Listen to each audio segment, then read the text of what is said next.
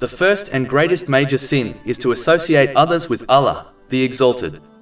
This has been confirmed by the Holy Prophet Muhammad, peace and blessings be upon him, in a narration found in Sahih Bukhari, number 6273. Polytheism can be classified as greater and minor. The greater type is when one worships more than one god. If a person dies in this state, they will not be forgiven. Chapter 4 and Nisa, verse 48. Indeed, Allah does not forgive association with him. The minor type is when one shows off their actions. This has been confirmed in many narrations, such as the one found in Sunan Ibn Majah, number 3989.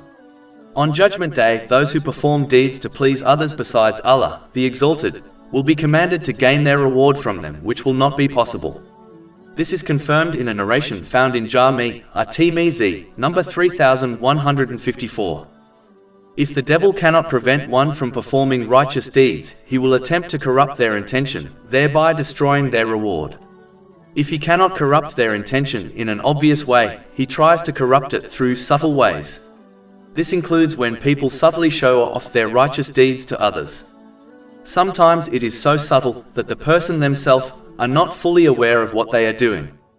As gaining and acting on knowledge is a duty on all, according to a narration found in Sunan Ibn Majah, number 224, claiming ignorance will not be accepted by Allah, the Exalted, on Judgment Day.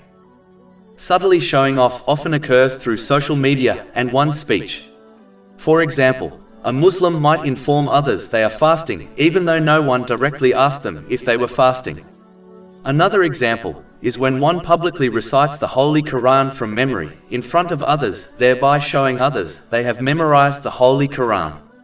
Even criticizing oneself publicly can be considered showing off one's humility to others. To conclude, showing off subtly destroys a Muslim's reward and must be avoided in order to safeguard their righteous deeds. This is only possible by learning and acting on Islamic knowledge, such as how to safeguard one's speech. Over 400 free ebooks, audiobooks, infographics, podcasts and blogs available on our website, www.shaykhpod.com.